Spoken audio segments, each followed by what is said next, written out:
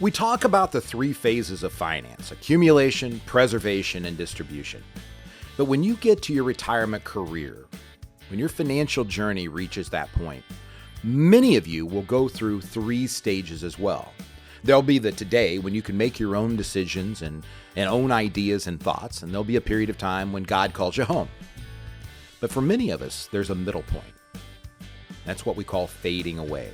It's that point in time when you're no longer able to make the decisions that you used to be able to make, but you're still alive. You're still breathing. Who takes care of you? What do you do? What have you prepared? We're going to talk about that on Consider This Program today. Well, good morning and welcome back to Consider This Program. I'm your host, Joe Clark. And I'm Daren Hardesty. Daren is one of our senior advisors at the Financial Enhancement Group. He is also the personal one that works with the families that I take care of directly. So happy to have him along. He's well into his CFP education. As a math teacher, former math teacher, it is fun to watch his ability to suck in information and to learn. And we all know we live in a vastly changing environment. Daren is a smart guy, and I think can very much attest to what he's learned in a year that he had no idea was even out there. Things that would affect his three kids, things that would affect his wife, his mom, his father, his in-laws. It has been a fun journey, and it's been fun to having you along, Daren. I appreciate it, Joe. I'm blessed to have a great teacher every day. Wow, thank you for that. We're going to talk about something that's near and dear to my heart, and I don't know what you did with 2020. I've been in the financial services industry for 34 years. I started 2 weeks before the crash in 1987.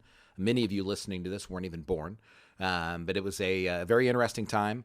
And I went through and got my certified financial planner designation, and wound up being a professor at Purdue for 7 years, where I taught financial planning, and I get to be the managing partner of the Financial Enhancement Group. So as of today, we have more than $650 million we manage.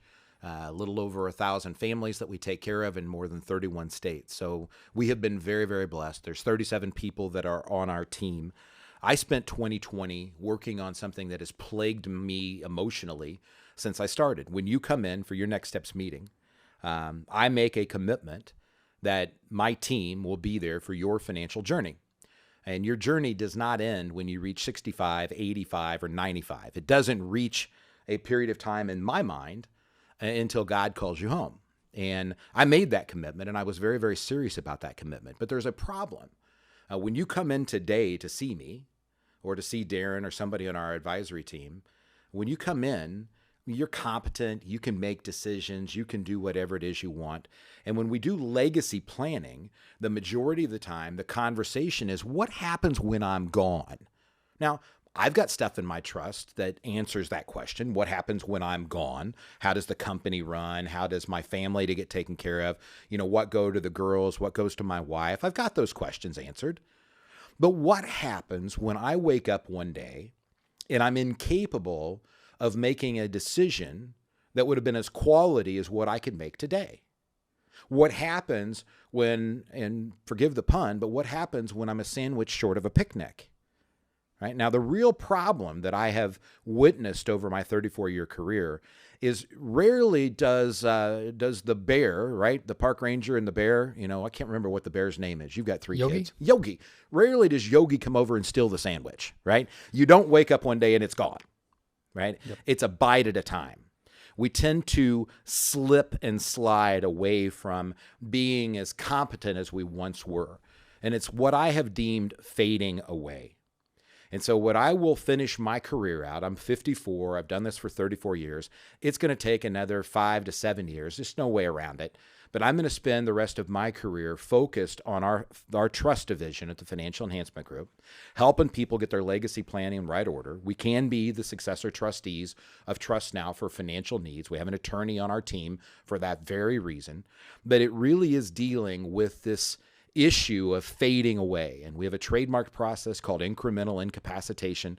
We can talk about that in the office. But what we're going to talk about today is not why you're here today and fully competent. And it's not when you're gone, how do your heirs get the money?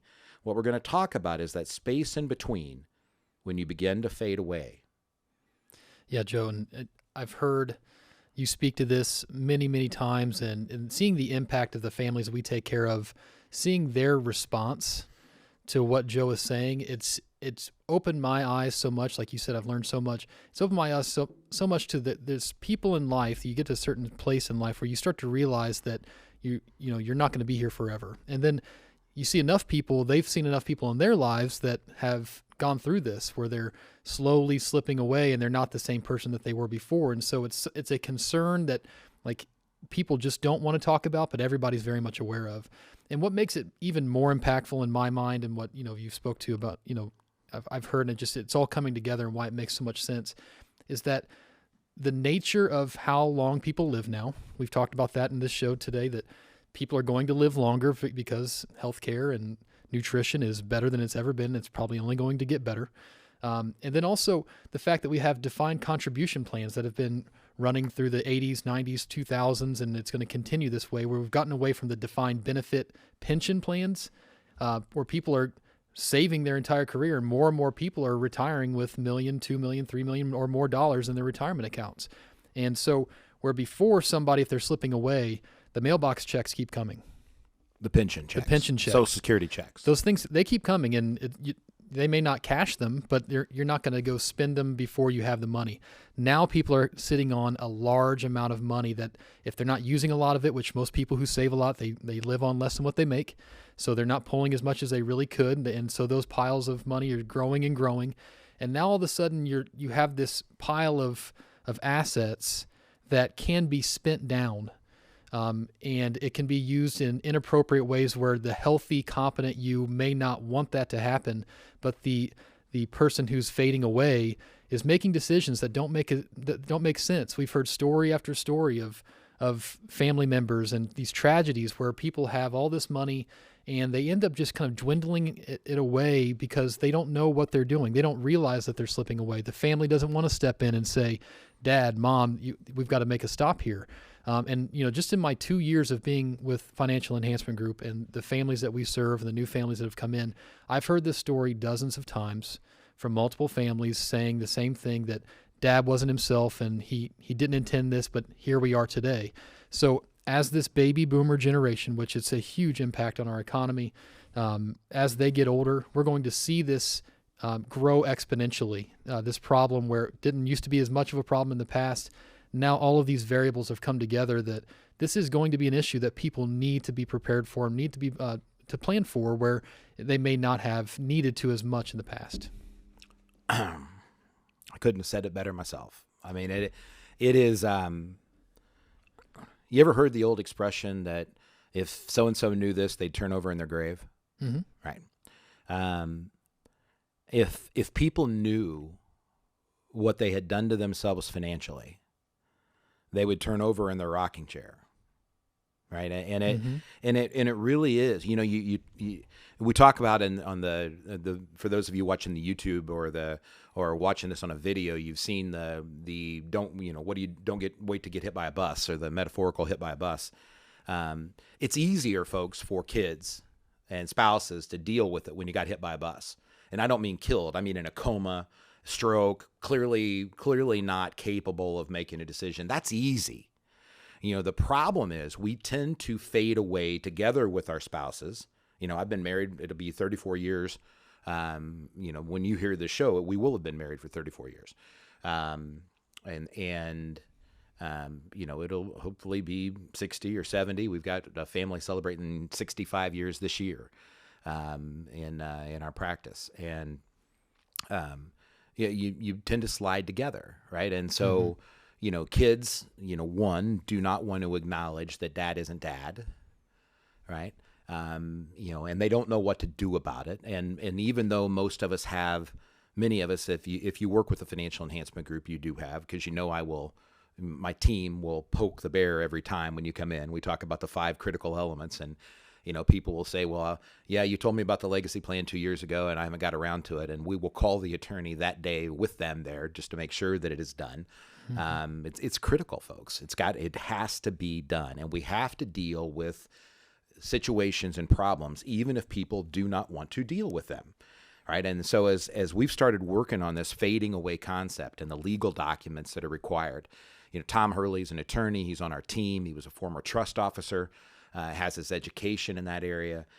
I've spent probably 30 of my 34 years, I got into the financial services industry over estate planning. And Reagan changed the tax code in 1986, and it made it not as important for me to be an estate planner at that point in time. Now, when I have $1 million, $2 million 401ks and IRAs walking in, when you have a family, doctors or nurses or teachers that are coming in together, many times it's $1.5 million, $2 million of tax-deferred money between them. It's an entirely different program. And if we do not get this fixed, regardless of the difficulty, then bad things are going to happen. And, I'll call an attorney and talk to them, and the attorney will go, Joe, 6 months ago, I would have thought you were nuts. And, I just saw Dad's checkbook. Or, in one case, a lady said, I don't know why nobody else has brought this up. And I can tell you why nobody else has brought it up. It's messy. Dealing with this is sloppy. It is not easy. This is not something you can go to your attorney and say, how do I fix this? Because their answer is, well, a doctor or a judge has got to declare you incompetent or incapacitated. And I'm just telling you, in 34 years, it doesn't happen. Yeah. And I think that's why people, while they're in their healthy state of mind, you need to start considering some of these questions, because like Joe said earlier, most estate documents it's a nuclear option where if you do have somebody put you in front of a judge, then you lose all capabilities of making decisions. So the incremental incapacitation, thinking about, okay, and if I was unhealthy, would I want myself to have the ability to do this, or this? And you got to start thinking about those things, because the more that you're considering those topics, you can go into a meeting and you can go to an attorney and you can start talking about, all right, I've thought about this, and now I want to start making sure that I already have this in mind. So the forethought before a meeting, a tough meeting like that, is only going to help us and an attorney really, help you put together some kind of a plan that's going to break that down. And I know Joe's been working extremely hard on this, and multiple attorneys and neurologists, trying to figure out the least messy plan. Kind of goes back to what we spoke earlier about. There's nothing that's going to be perfect, but perfect gets in the way of a lot of good too. So really start thinking about these things, considering them. Be ready to talk about them, and it's going to help you make better decisions in the future. Yeah, if you want to come in and talk about it, if you're a successor trustee that's been made a trustee, or if you are worried about your successor trustee being able to take care of the financial affairs, just give us a call at 800-928-4001 or go to yourlifeafterwork.com. Look forward to sitting down and having that conversation with you. 800-928-4001.